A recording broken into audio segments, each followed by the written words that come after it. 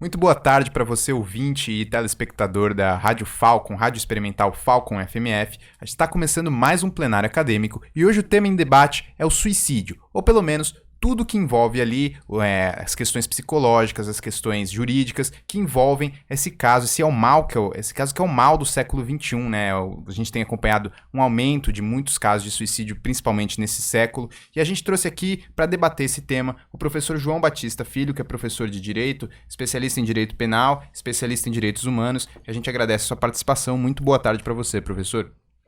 Boa tarde, é um prazer estar novamente aqui entre vocês, entre profissionais e alunos que se dedicam a discutir esses temas polêmicos e necessários para a sociedade amazonense. Sim, também recebemos aqui no estúdio a estudante de Psicologia, Bárbara Fernandes. Bárbara, muito boa tarde para você. Vamos discutir esse tema tão importante para a sociedade, né? Esse tema que tem atrapalhado e muitas famílias e acabado com a alegria de muitas famílias e muitas pessoas no mundo hoje em dia. Muito boa tarde, Bárbara. Boa tarde, muito obrigada pela oportunidade.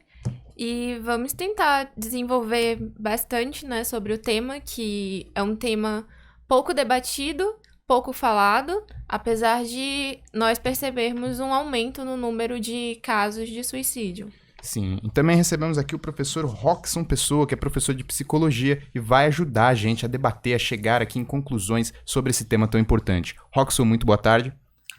Obrigado, Vinícius, demais colegas, professor. Bárbara já é minha companheira de debates aí, e a gente está aqui para somar e poder fazer uma pauta assertiva de orientação e esclarecimentos. Com certeza. Então está começando mais um plenário acadêmico, fique ligado, vamos a partir de agora até às 6 horas da tarde.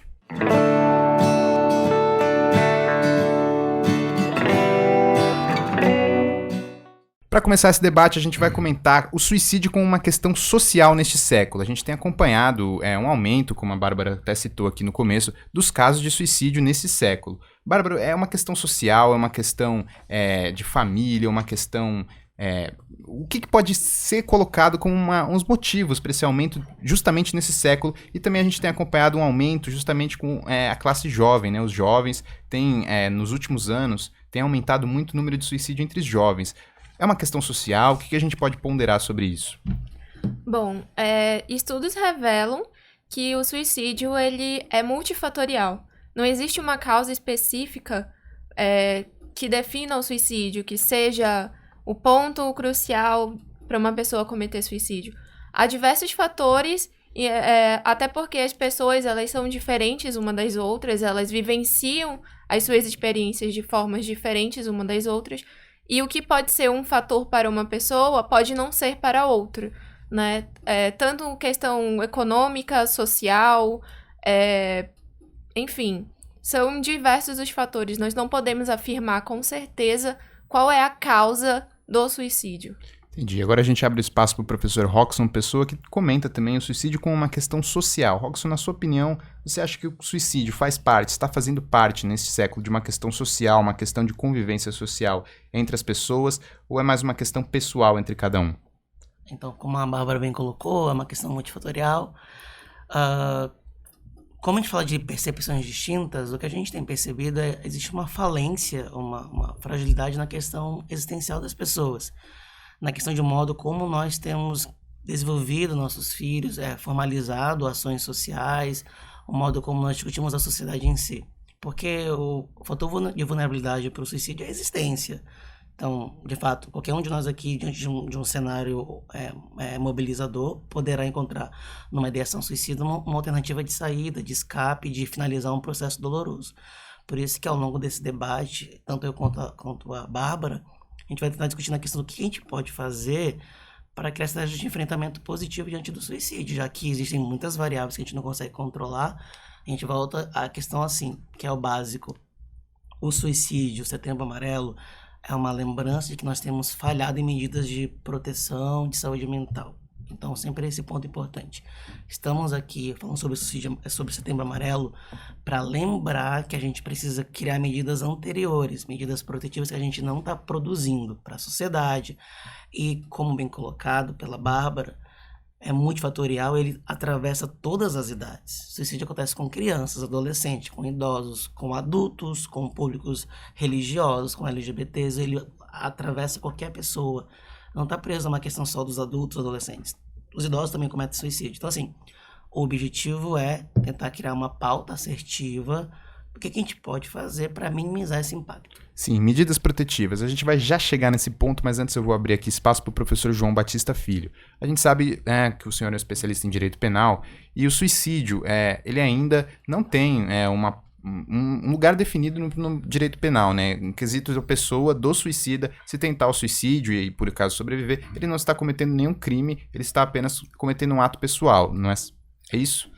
É importante a gente esclarecer aqui que a vida é o bem mais importante que nós temos e o legislador elencou algumas condutas como proibidas que atentam contra a vida e dependendo de alguns aspectos nós temos pessoas diferentes e objetos jurídicos diferentes também. Por exemplo, quando alguém tenta contra a vida de alguém, pratica homicídio. Quando é a mãe que durante ou logo após o parto mata o próprio bebê, o próprio filho, ela comete infanticídio.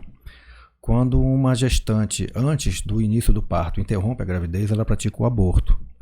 E quando alguém instiga, induz ou auxilia alguém a dar cabo da própria vida, pratica um crime chamado participação em suicídio. Esses 4 crimes dolosos contra a vida são os únicos crimes originariamente julgados pelo Tribunal do Júri. Então, existe uma primazia para o direito à vida dado pelo legislador. No que diz respeito ao suicídio, é importante que se coloque aqui que o nosso direito, acertadamente, ele não pune a autolesão.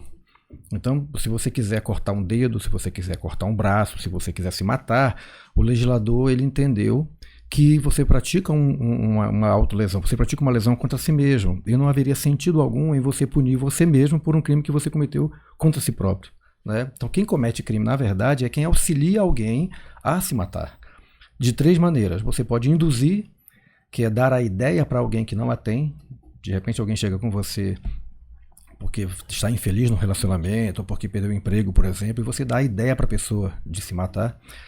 Você pode instigar, que é o segundo verbo do crime, quando alguém, por exemplo, já tem a ideia de se matar e você vai apenas fortalecer tal ideia, ou você auxilia materialmente.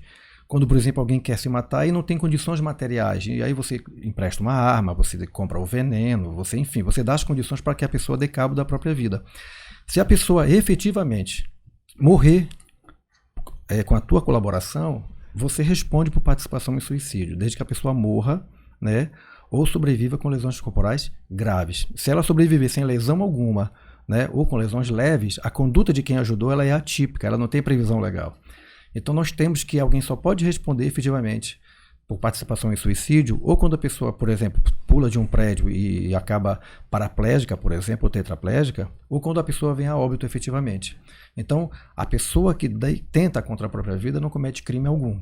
Quem comete efetivamente um crime é aquela pessoa que ajuda esta pessoa a tentar se matar ou a se matar efetivamente. Perfeito. Eu vou fazer uma pergunta aos 2 convidados aqui, tanto a Bárbara quanto o professor Roxon, sobre o comportamento suicida. Como é que a gente faz para identificar um suicida e também fazer essa diferenciação? Uma pessoa que é depressiva e uma pessoa que tem tendência a ser suicida. Acredito que dentro da psicologia deva haver essa diferença, deva haver essa barreira, né, esse limite entre os dois. Eu queria que vocês debatessem e falassem sobre isso.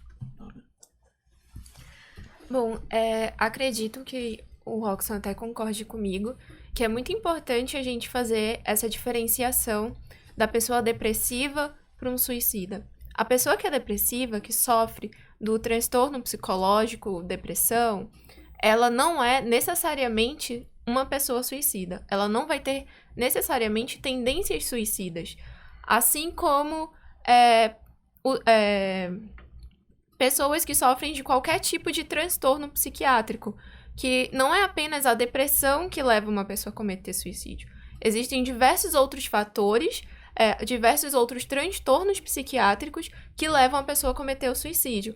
A esquizofrenia e a bipolaridade, por exemplo, são 2 exemplos de transtornos psiquiátricos que são bem comuns e bem presentes nos suicidas.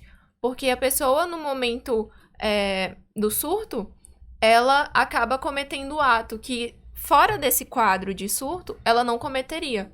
Diferente do depressivo. Porque para o depressivo chegar até esse ponto, ele precisa ter um grau de doença que não é presente em todos os depressivos, né? E, assim, a pessoa que apresenta transtornos, ideações suicidas, ela vai explanar isso de alguma forma. Em algum momento, ela vai falar disso, ela vai falar dessa vontade, seja naquelas brincadeiras que geralmente nós vemos muito em adolescentes, que é, hoje eu quero morrer, eu queria estar morta. Geralmente, pessoas que brincam muito com isso, tem aí, a gente precisa estar tomando um cuidado, prestando uma atenção e realmente ficar atento. Porque as pessoas que elas desejam cometer o ato, elas dão sinais. Elas falam, elas começam a ficar mais melancólicas, elas mostram essa tendência melancólica, começam a ver coisas muito relacionadas ao assunto, começam a fazer muitas pesquisas relacionadas a esse assunto, até porque o suicida, geralmente, ele procura formas. Então, ele vai pesquisar formas de cometer o suicídio, né? Quando é uma coisa arquitetada, não é algo momentâneo, como num surto de cunho psiquiátrico, ele vai procurar formas, ele vai buscar qual vai ser a forma mais eficaz de cometer o ato. Professor Roxon? Outra coisa importante, é muito, muito relevante que a gente faça uma distinção, porque toda campanha que a gente observa se colocar a depressão como um grande ponto de análise. Não que não exista, mas não é uma regra. A gente não pode esquecer o uso de drogas também como um grande fator que favorece o rompimento de realidade, o paciente pode cometer suicídio. Questões financeiras também. Questões financeiras. Então, assim, quando você pensa na adultez, questões financeiras, questões familiares, questões de relacionamento. Quando você vai para a infância e adolescência, a gente pode observar alteração uma questão de autoimagem. Tipo assim, eu me acho uma pessoa feia, eu acho que meu corpo não é bonito. Associada à ausência de sono ou à insônia como fator de risco. Já nos idosos, doenças limitantes, né, podem também favorecer suicídio. Então, assim, em cada ciclo vital, o fenômeno aparece de um jeito. Por isso que a gente até sofre muito com essa redução do fenômeno à depressão. Então, um monte de coisa que a gente pode pensar, econômica, social, afetiva, política, por exemplo, a gente pode esquecer a questão LGBT, a questão indígena, aí tudo vira uma questão de depressão. Isso você reduz o debate e empobrece a pauta. Do que a Bárbara bem colocou, de novo, a gente está tentando encontrar a pergunta, né? Quais são os fatores de risco? As pessoas vão pedir ajuda, e a ajuda não é clara. Ela não vai falar, olha, então hoje eu tô com um pensamento de acabar com a minha vida. Alguns chegam, mas tem muito sofrimento. Mas começa com aquela coisa, eu tô cansado, queria parar, queria desistir. Então, assim, o que a gente orienta? Para as famílias, a gente não precisa encontrar de novo o Setembro Amarelo, que é uma coisa do alerta, né? Daquela coisa do intermitente. As famílias que mantêm uma pauta com seus filhos, a gente consegue criar uma rede de apoio muito interessante. A gente tem que pensar de novo a questão do diálogo. Então, eu não precisa encontrar no meu filho um sinal de... Não, converse com o seu filho. Né? Converse com questões diversas sobre o dia, sobre as dificuldades da vida.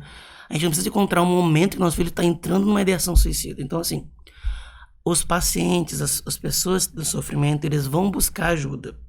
O problema é que as pessoas inibem essa ajuda. Quando você fala de si, a pessoa vai pro inferno. Então a pessoa já se fechou ali na vergonha, na culpa, com a vontade cada vez maior ali de cometer suicídio, e sabendo que se ela falar isso, alguém vai falar que ela vai pro inferno, que ela é uma pessoa ingrata, e vem uma pauta que não é interessante. Então, assim, surgiu uma pauta de suicídio, a conversa interessante é, você quer falar sobre isso? Eu posso te escutar. É a primeira conversa. Não julgue, não avalie, que é uma coisa também muito complicada.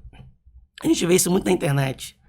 Eu vou vou chamar a pessoa para ter uma conversa sobre a vida. Isso não é interessante. A pessoa já rompeu o bloco neurológico, ela já está alterada.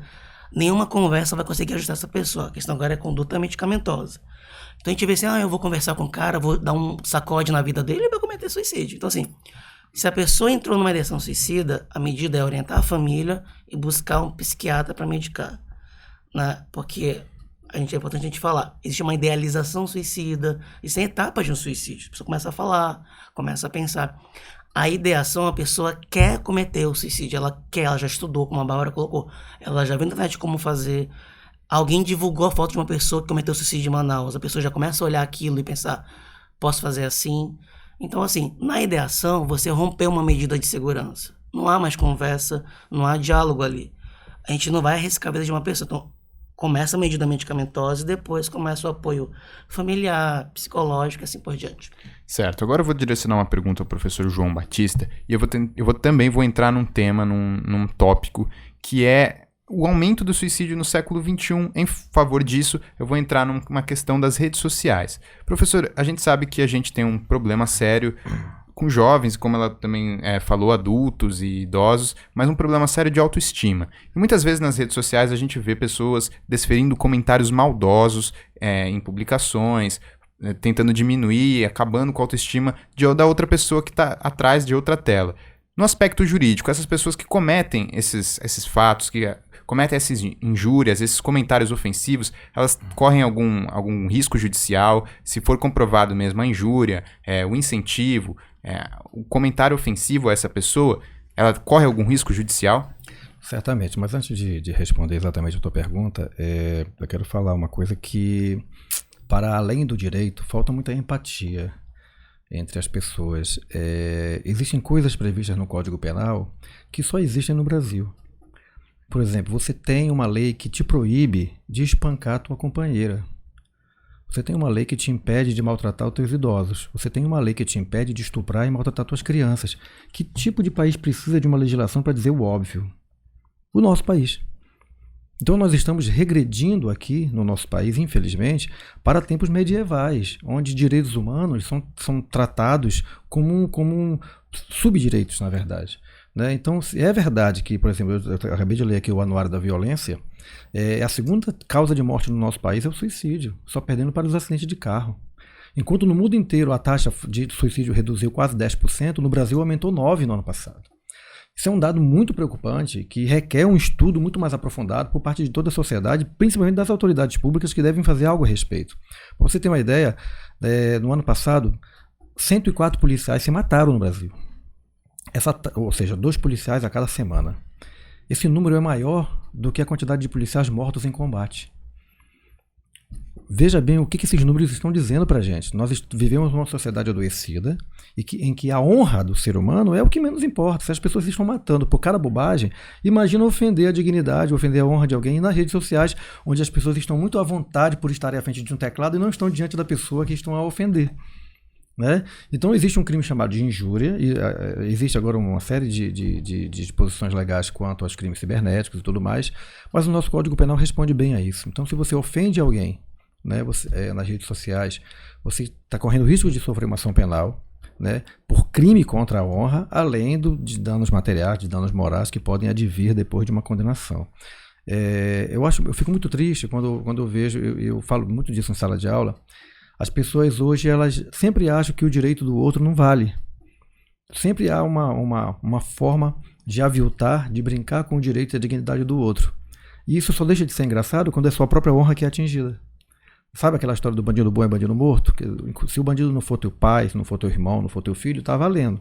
Enquanto for o filho do outro, enquanto for o pai do outro, enquanto for o irmão do outro, também tudo bem. Então nós temos uma sociedade onde minorias e vulneráveis, que são as pessoas que mais estão cometendo suicídios hoje, né, se dá, eu não tenho dúvida nenhuma disso, especificamente por um sentimento hoje de desrespeito aos direitos de minorias e vulneráveis. Aqui mesmo na faculdade, infelizmente, eu tive casos de alunos homossexuais que me procuraram porque iam embora, iam trancar o curso porque não aguentavam mais as brincadeiras, o bullying, a falta de respeito com a sua orientação sexual. Quer dizer, nas faculdades de direito do país inteiro, né, os negros, homossexuais e mulheres continuam sendo assediados e desrespeitados. E isso a despeito de nós fazermos um grande trabalho de respeito a direitos humanos, fazemos debates a todo momento para que as pessoas aprendam a tolerar e respeitar.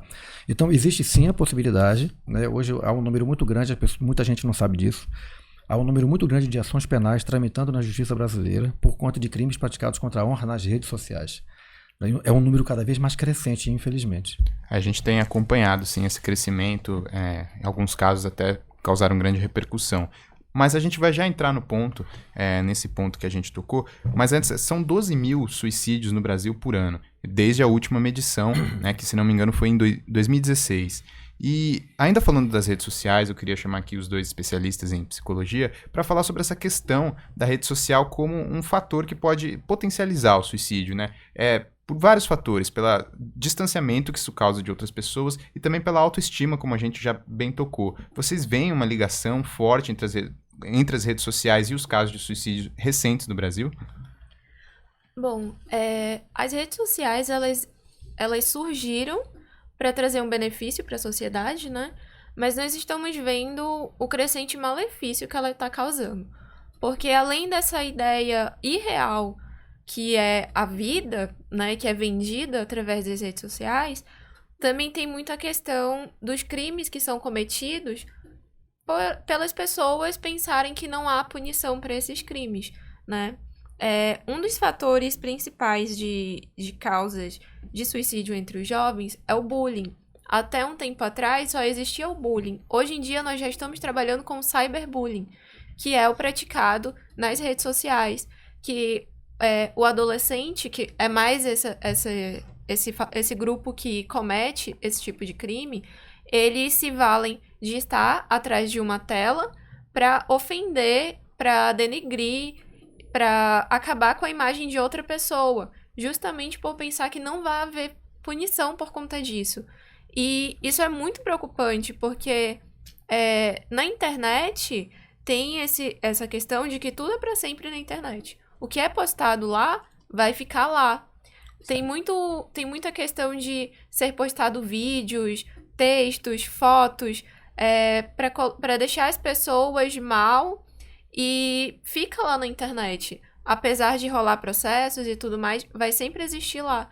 E por conta disso, as pessoas que sofrem com isso e sabem dessa questão da internet, acaba vendo o suicídio como a única forma de se livrar daquele mal que está sofrendo no momento.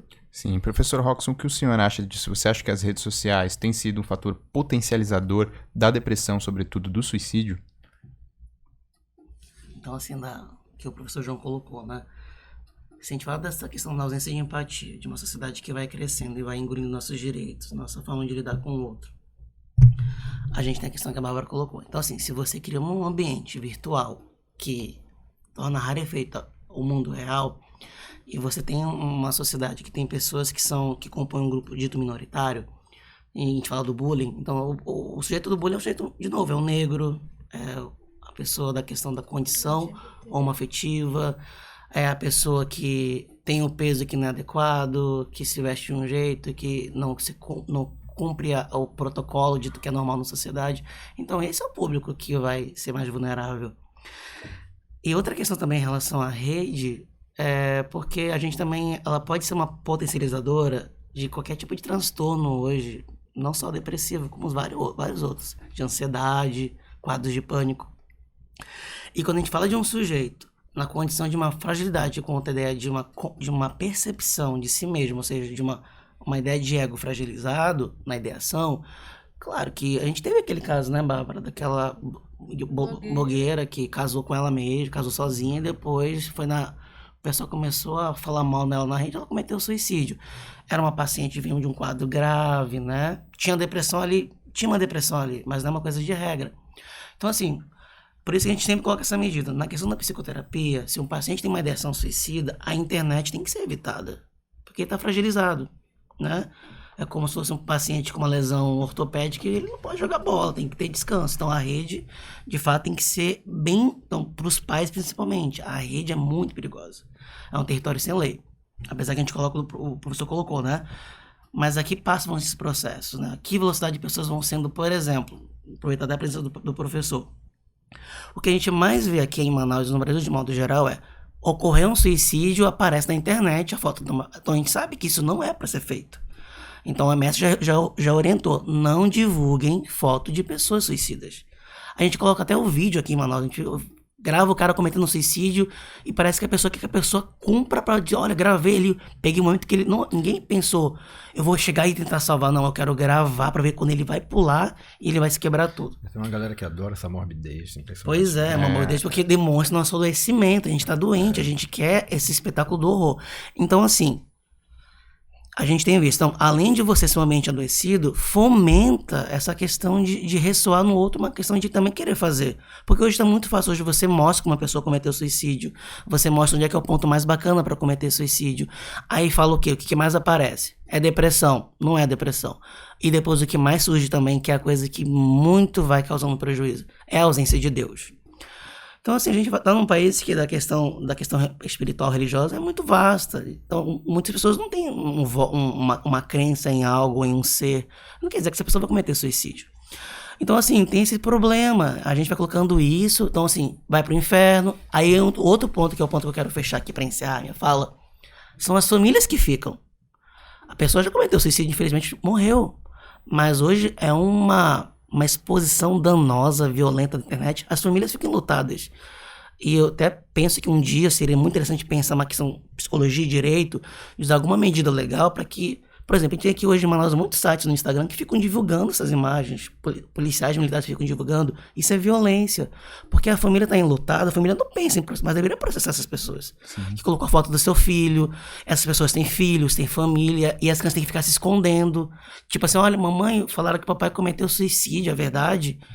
Então assim, ninguém pensa, então, a repercussão do suicídio, ela é muito grandiosa, a gente não consegue ver isso. E dolorosa demais. É a questão da empatia que o professor João bem falou, né? Está faltando um pouco de empatia entre a nossa sociedade, entre um e outro, entre as pessoas olharem umas para as outras e terem uma visão mais acolhedora, né, do problema. Eu vou querer tocar em 2 pontos aqui muito importantes. A questão familiar e depois, em seguida, eu vou falar sobre as questões sociais também, como já foi bem colocado, a questão dos LGBTs, dos negros, essa questão dessa pessoal, dessa porcentagem de pessoas que são, muitas vezes, oprimidas dentro da nossa sociedade e acabam achando uma saída no suicídio. Mas primeiro, antes da gente tocar nesse ponto, eu quero falar sobre a questão familiar.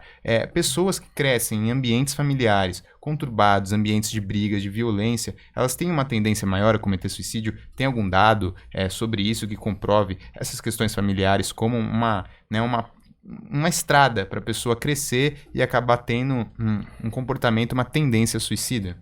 Eu posso, só para dar pode, um dado. Claro, a ideia é essa, todo mundo fazer porque vai entrar um pouco na seara da Bárbara e do professor Robson, eu não vou me atrever a falar a respeito. Não, a ideia é fazer um debate. Mas nos estudos que nós fazemos, eu sou policial civil também, além de professor, e durante muito tempo nós realizamos estudos na delegacia da mulher e na delegacia do menor vítima, né, notadamente nos crimes sexuais. E existe realmente, essa discussão ficou tão banalizada a ponto das pessoas não darem muito crédito para isso, mas é verdade, um grande número de maníacos sexuais, depois de um estudo que nós elaboramos e fizemos, chegamos à conclusão que realmente um grande número de maníacos, de psicopatas sexuais também foram pessoas que durante sua infância foram submetidos à extrema violência, sexual principalmente, né? Então, nós chegamos à conclusão de que quanto mais submetida à violência é essa criança, a possibilidade dessa criança reproduzir, já entrando até um pouco, aí me atrevendo um pouco na seara dos meninos, não é uma regra, obviamente, né, porque todos nós, de uma maneira ou de outra, acabamos por passar por um momento de violência em nossas famílias também, nem por isso nós reproduzimos, mas cada um tem a sua história, cada caso é um caso. Mas nos crimes sexuais, quando nós a fundo pesquisávamos realmente, nós chegamos à conclusão de que um grande número, ou se não a maioria, dos criminosos sexuais foram submetidos de alguma maneira a alguma violência sexual em sua infância, em sua adolescência, né? E muitos dos crimes praticados contra homossexuais ou contra mulheres, né, são praticados por pessoas extremamente violentas que tiveram passado de violência também. Mas eu quero tocar um ponto para finalizar minha fala, naquilo que nós discutimos no tema da semana anterior, que é a questão da educação. Nós temos uma sociedade adoecida porque nós formamos mal nossos jovens. E isso passa por uma série de questionamentos, questões de natureza ética, moral, religiosa, o que for. Mas nós estamos deixando muito a desejar nessa geração que nós estamos formando, porque nós estamos formando uma juventude extremamente intolerante. Estamos formando uma juventude que não respeita a diversidade. Estamos formando uma juventude que fala a título de exemplo, fala no seu Deus como se fosse o único Deus existente. Nós temos mais de 2.000 religiões no mundo e a pessoa acha que o Deus dela é o único que salva, é o único que tem que ser respeitado. Então eu acho muito legal quando a gente está discutindo esse debate em sala de aula e o aluno fala, olha, tem que respeitar a religião. Eu digo, tá, mas qual religião? A tua?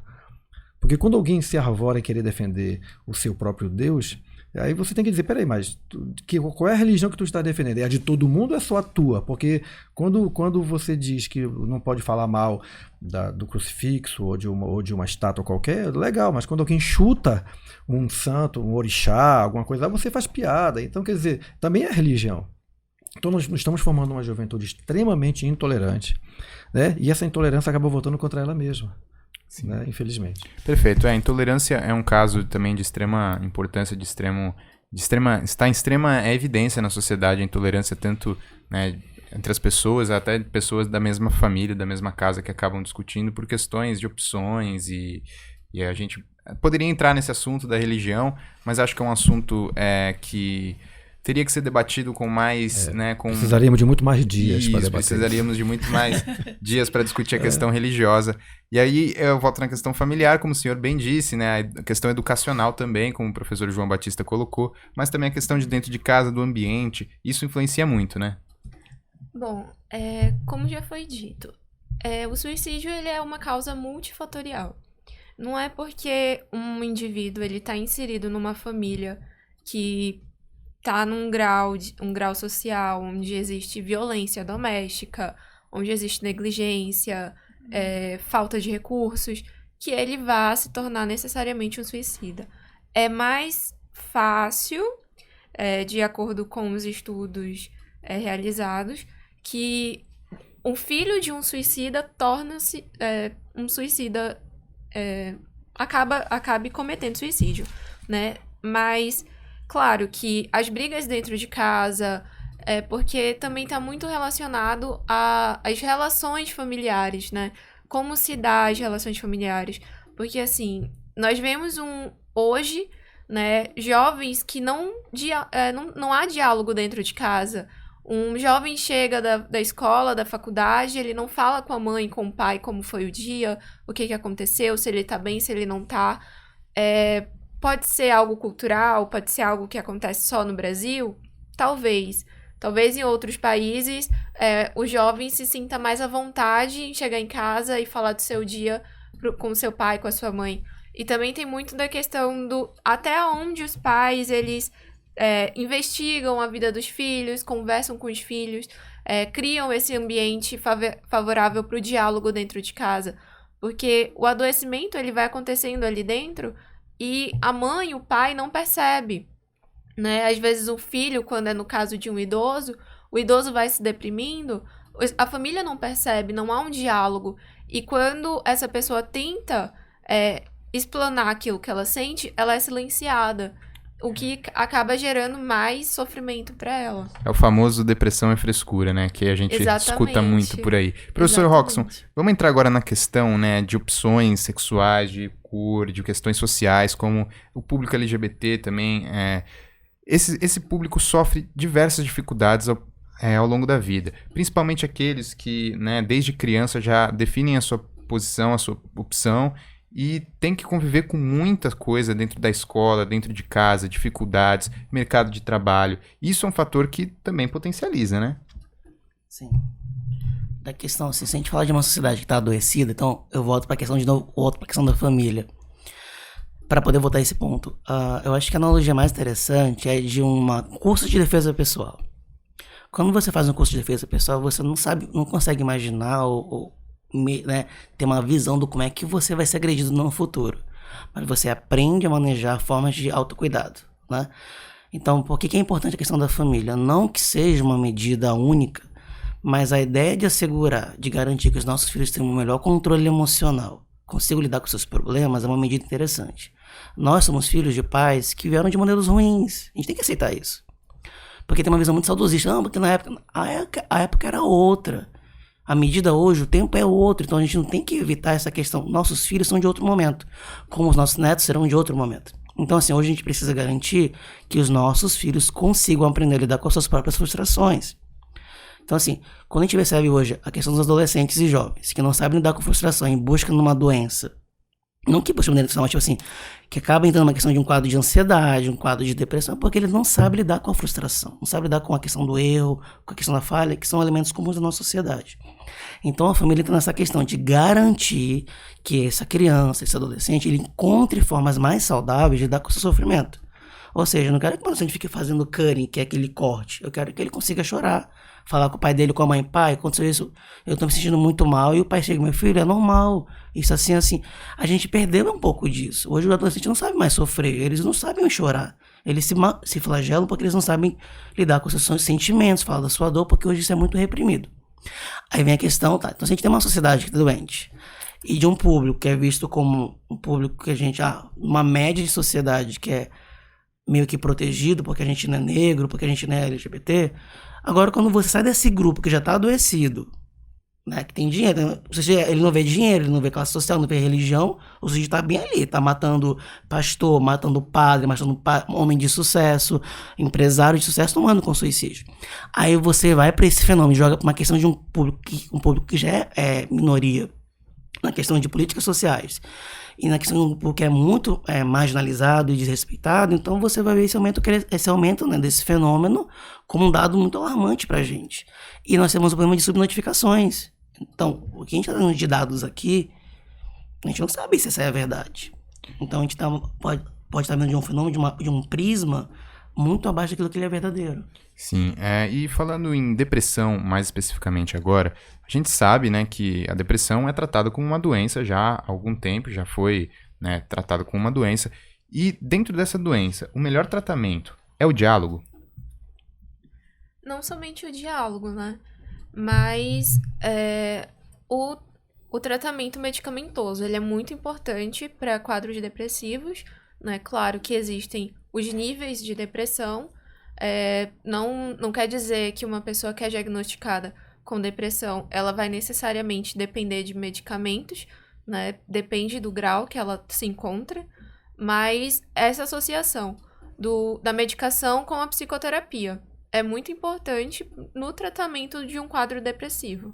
Certo. A gente vai entrar daqui a pouquinho no tema do Setembro Amarelo, de questões de medidas protetivas. A gente entra, né, na campanha, nas ações que são feitas. E agora eu vou passar a bola para o professor João para falar justamente sobre as medidas protetivas contra o suicídio, né? O que a sociedade tem, falando em direito penal, o que tem sido feito, o que tem sido colocado em medidas protetivas? Olha, a gente vai entrar agora numa seara um pouco conturbada. Primeiro que...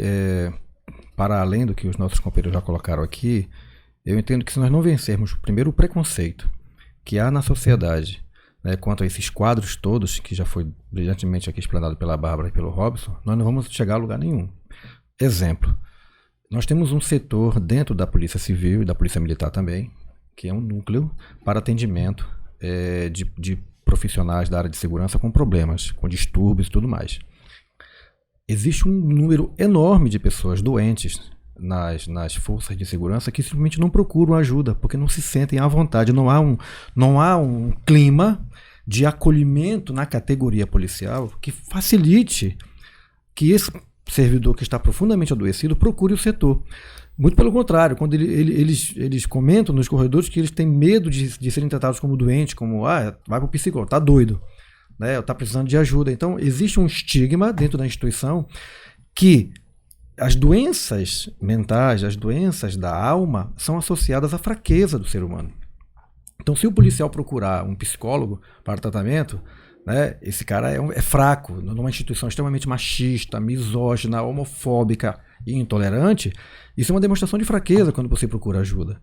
Então, eu posso lhe dizer com toda a convicção, nem no âmbito federal, nem no âmbito estadual há programas eficazes. Estou falando aqui, na iniciativa privada pode até existir, mas as instituições públicas deixam muito a desejar, porque não há um projeto nacional, nem um projeto a nível estadual que efetivamente esteja ali trabalhando com profissionais da área, prestando um serviço, não só para a iniciativa privada, mas para os próprios servidores públicos, tendentes a combater.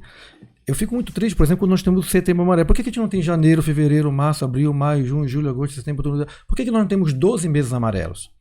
Por que nós só enfrentamos essa questão do suicídio uma única vez por ano? Quer dizer, a gente lamenta durante o ano inteiro as taxas que estão subindo e a gente brinca de estar combatendo o suicídio no mês de setembro. Quer dizer, não tem como você discutir um problema desse que é uma tragédia nacional, que está superando números mundiais, e a gente pega um único mês no ano para fazer de conta que se interessa por isso. É a mesma coisa que queria discutir aqui a semana do trânsito. O trânsito no Brasil mata mais do que países em guerra. E a gente tira uma semana no ano para discutir a semana de trânsito. Pelo amor de Deus, isso é uma brincadeira. Então o Estado deveria se assenhorear dessa discussão, de verdade, porque é uma coisa que atinge, né, e muito a sociedade brasileira, mas principalmente os mais vulneráveis e as minorias, né? E enquanto o Estado não assumir isso como responsabilidade, realmente como uma coisa importante, nós vamos estar aqui uma vez por ano discutindo e lamentando esses números gigantescos, né, dessa vergonha que é fruto do enfraquecimento das nossas relações, da falta de empatia, do preconceito e da falta de amor pelo ser humano. Então eu penso, né, e aqui fica uma crítica, eu acho que a gente, enquanto iniciativa privada, enquanto academia, nós temos um papel muito importante em abrir essas discussões, esses debates, mas o ano inteiro. Porque as pessoas estão se matando todos os dias, e não somente no mês de setembro, que é quando a gente para e se debruça sobre esse tema, infelizmente. É importante o que o senhor falou sobre a questão de a gente reservar um único mês para tratar, né, dessa questão tão importante que tem aumentado os números. E que fique claro que não é que não seja importante o mês de setembro, Sim. mas deveria ser reproduzido pelo ano inteiro. Sim, Ainda bem que temos pelo menos o mês de setembro para discutir. Sim, e é nesse ponto que eu cheguei, que o senhor chegou, né? E o ponto da importância. A gente tem só um mês para tratar do assunto, mas mesmo assim é um mês onde não tínhamos antigamente. E é um mês que foi colocado para colocar o debate em evidência. A importância dessas ações para as pessoas, professor Rockson, Bárbara, lembrando que aqui a gente abre o microfone, vocês podem debater entre si, interromper um ao outro, para colocar pontos, e eu queria justamente promover esse debate. Essa importância desse mês, é claro que a gente precisa de mais ações durante todo o ano, de olhar com mais cuidado para essa questão, mas a importância, sobretudo, desse mês, da gente tratar sobre o assunto com mais intensidade, né? Como é que isso ajuda as pessoas? Aí eu abro o espaço para vocês dois conversarem entre si.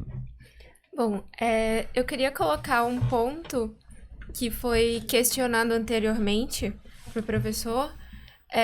O Ministério da Saúde, desde 2006, ele tem lançado notas técnicas, né, nessa questão de prevenção do suicídio. Foram lançadas diretrizes nacionais de incentivo financeiro a campanhas de prevenção ao suicídio. E no ano de 2019, o Estado do Amazonas lançou a nota técnica, não vou lembrar agora o número, mas o Estado do Amazonas lançou a nota técnica da campanha de prevenção ao suicídio, onde está sendo instaurado um comitê estadual de prevenção ao suicídio. E lá consta tudinho as diretrizes que têm que ser seguidas, né? Aí, entrando nessa questão de por que só o mês de setembro é o mês que nós vemos as pessoas comentando a respeito do suicídio. Tem muito uma questão social e cultural de que não se deve falar de suicídio. O suicídio ele era pouco falado até a década de 90. Nós não ouvíamos casos por medo de fazer com que desencadeasse um surto de suicídio. Essa questão, inclusive na literatura, é chamada de efeito Werther, onde a forma como é tratado um caso de suicídio pode acabar gerando outros casos de suicídio, né? Essa nomenclatura, ela surgiu inspirada numa obra de Goethe, onde ele descrevia a morte de um rapaz que teve uma desilusão amorosa, e logo quando esse texto foi lançado, surgiu na Alemanha diversas mortes semelhantes à do jovem, que no texto havia cometido suicídio. Então isso fez com que a sociedade se fechasse para esse assunto, por medo de acabar provocando novos casos, né? Exatamente, incentivando novas mortes. Em 2010, nós fomos agraciados com a nomenclatura do efeito Papageno, que já é ao contrário do efeito Werner, que essa nomenclatura, ela diz respeito a... Não é que não se deva falar sobre o suicídio, mas a forma como é falado. Porque o suicídio ele é abordado há anos nas literaturas. Shakespeare falava muito de suicídio, falava muito de morte nos seus textos. Então, é a forma como é falado da morte que vai ou não gerar esse anseio pela morte. A questão do mês, do porquê ser no mês de setembro, porque é apenas um mês. O Brasil ele tá seguindo os passos do Japão, que é um dos países com os maiores índices de suicídio. Na década de 90, o Japão registrou, se eu não me engano, mais de 2.000 casos de suicídio em apenas um ano, que foi em 98. E a partir desse ano, criaram um mês de conscientização e prevenção do suicídio. E o Brasil começou a seguir esse caminho já recente, de 2010 para cá, que é quando surgiu essas campanhas de prevenção do suicídio, né? Não é que seja falado apenas no mês de setembro, porque saúde mental tem que ser falado o ano todo, não é? Com certeza. É uma coisa que... Mas, como o professor colocou também, existe muita questão do preconceito, do estigma atrás da saúde mental. Porque uma pessoa que procura um psiquiatra, que procura um psicólogo, ela já é taxada como doida, já é taxada como fraca, né? E isso dificulta muito o nosso trabalho. Imagina, uma pessoa que está em sofrimento, que está tendo ideações suicidas, chega para um amigo e diz, não aguento mais, eu não quero mais viver.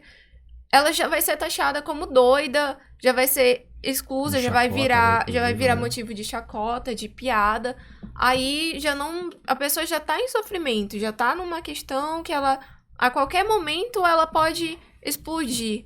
E aí faz um comentário com uma pessoa próxima e essa pessoa, em vez de ajudar, acaba dando mais motivos para a pessoa ir lá e cometer o fato em si. E assim, o mês de setembro, eu não sou uma grande defensora dessa nomenclatura de prevenção do suicídio, porque, como já foi falado diversas vezes, é um fenômeno multifatorial. Então, não dá pra gente prevenir algo que a gente não sabe como que surgiu e quando que vai surgir e como que vai surgir. O que nós podemos fazer é falar de saúde mental como deve ser falada e falar de saúde mental, que é importante. É importante, sim, cuidar da mente como cuidam do corpo, como cuida da aparência.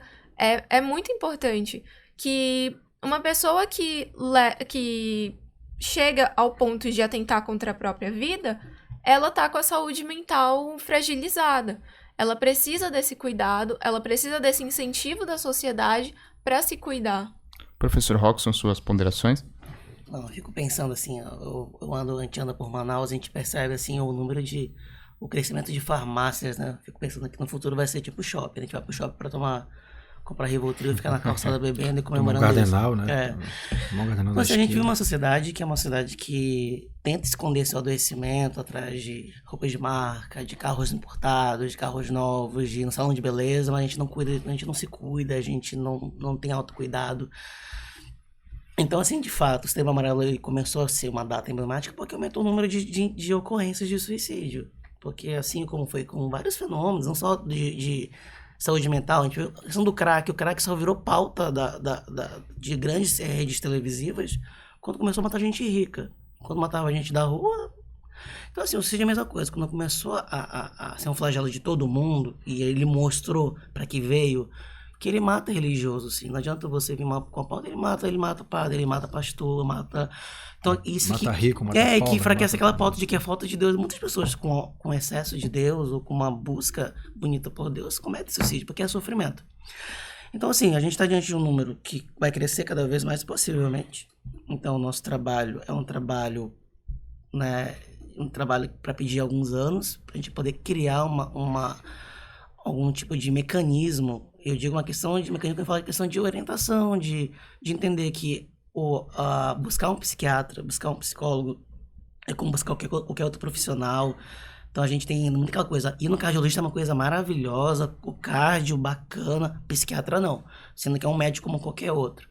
E a gente tem que entender que a gente está numa cidade que está doente, a gente vai adoecer, a gente tem muitos problemas, as pessoas estão muito adoecidas, as pessoas estão estressadas, as pessoas têm muito ódio, as pessoas não são empáticas. Então, hoje, cada vez mais, vai ser uma pauta comum buscar ajuda. E eu lembro muito de um que é uma coisa que eu acho legal, de um vídeo do Chico Anísio, de um programa televisivo, que ele falava o que eu vi na vida, né? Que ele falava assim, eu vou ao psiquiatra e seria louco se não fosse um psiquiatra. Com a vida que eu tenho, envelhecendo, um monte de neto, se eu não fosse, eu seria muito louco, porque... Então, a gente precisa criar essa ideia de que a gente precisa de cuidado. Nós somos falhos, somos humanos, como nós falamos aqui. Todos aqui, presentes nessa mesa, são vulneráveis, são um grupo de risco pro suicídio. Qualquer um de nós. Então, assim, por isso que eu volto àquele ponto inicial. Nosso objetivo, enquanto ciência psicológica, é poder fomentar com a sociedade saúde mental. Então, assim, o que a gente pode fazer? Volto de novo para aquele ponto. A gente não sabe dizer como serão as adversidades. Se a gente vai sofrer com a morte dos nossos pais, se nossos filhos nos deixaram muito tristes por alguma questão. Então, o objetivo é que a gente consiga trabalhar um autocuidado e que a gente possa responder de maneira positiva diante da vida, porque a gente vai envelhecer, a gente vai lidar com questões financeiras, com recessão. Então, assim, se nós estivermos preparados para isso, a gente vai encontrar formas danosas de autocuidado. Então, assim, a gente vai avançar para uma cultura de que quando eu tô com problema eu não vou usar mais droga, eu vou fazer meditação, eu vou caminhar, eu vou empreender. Então a gente precisa criar uma sociedade que consiga, diante de uma adversidade, buscar caminhos mais positivos, que é a famosa resiliência. E a gente quer isso também de maneira quase instantânea. Então a gente quer que nossos filhos sejam resilientes, mas eles não têm nenhum tipo de disposição para isso. Nossos filhos não brincam mais, nossos filhos não têm nenhum momento de pauta de infância positiva, e a gente quer que eles sejam grandes médicos, grandes advogados, mas serão pessoas doentes. Então a gente precisa reaprender a ser sociedade de novo, reaprender o que é família, e assim a gente vai conseguir, quem sabe, fazer do Setembro Amarelo uma data, a gente vai lembrar, aqui foi uma data, um marco que o Brasil, ele aprendeu a cuidar de saúde mental. Então enquanto não foi isso, então é uma data, eu concordo com a Bárbara, que ele não vai, né, que a gente fica até mais vulnerável a questões políticas, né? Surgem ideias muito benevolentes da política, porque parece que a gente simplesmente vai resolver todos os problemas. Tem até vereador aí que propõe pra gente trabalhar de graça nas escolas, mas outra pauta. Então, assim, então o Setembro Amarelo é uma data que serve como um sinal intermitente. Precisamos retomar alguns passos, voltar para trás e começar a entender sociedade. A gente saiu da caverna e viu muita coisa, ficamos muito loucos e a gente precisa voltar e repensar alguns pontos. Pois bem. Eu vou aproveitar esse gancho dele rapidamente, é rápido, prometo que seria rápido, nessa questão da data. Né? Nós temos Semana de Trânsito, temos Setembro Amarelo, temos o Outubro Rosa, e nós temos essas datas porque nós temos problemas. Porque o ideal é que nós não tivéssemos que nos debruçar sobre essas datas específicas. Né? E eu não vejo no futuro, infelizmente, à frente, eu não vejo como solucionar isso a curto prazo. Nós temos, muito pelo contrário, nós temos, no Brasil atual, nós temos todas as condições para aprofundar esse trauma, sim, esse flagelo. Nós temos um nível, que aí são os outros fatores que certamente influenciam nessa questão da taxa de suicídio. Nós temos um desemprego galopante no país. Você não pode falar em dignidade da pessoa humana para uma família onde as pessoas estão desempregadas, onde não tem o que comer, não tem como pagar suas dívidas. Né? E a gente sabe que quem não tem dinheiro não é feliz. É isso. Né? Quando a pessoa brinca comigo, dinheiro não traz felicidade. Eu digo, traz. Pergunte para quem tem. Né? Então, assim, sem querer absolutizar, logicamente. Mas nós temos todas as condições para piorar esse quadro. Nós temos violações de direitos, nós temos a violência contra a mulher que não para, nós temos o número de estupros contra crianças e adolescentes que também não para, nós temos negros que continuam a ser mortos porque são negros, nós temos homossexuais que continuam a ser mortos porque são homossexuais e mulheres que continuam a ser mortas porque são mulheres. Quer dizer, nós temos tudo para piorar esse quadro. Né? Então, eu penso, por exemplo, e aí eu até concordo que devamos ter um mês, ou um dia, ou uma semana para discutir especificamente determinados temas, desde que durante o resto do ano nós façamos uma discussão séria, que pode não ser pública, mas, por exemplo, as academias cumprem um papel fundamental. As faculdades públicas e privadas têm o dever de discutir isso aqui. Né?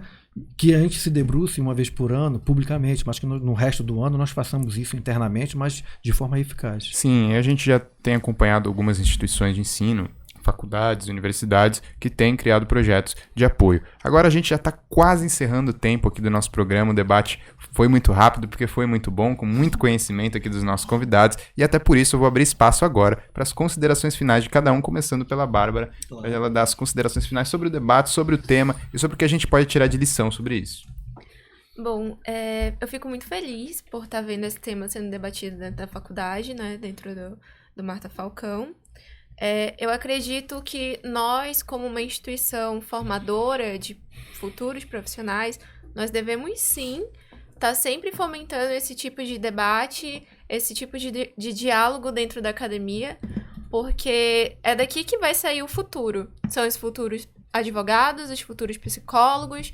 Nós estamos saindo de dentro da academia e é muito importante que nós, jovens, começamos a pensar em maneiras de solucionar esse problema que aparentemente só vai crescer com o passar do tempo. Professor Roxon? Então, só agradecer de novo ao convite, é sempre muito bom poder debater.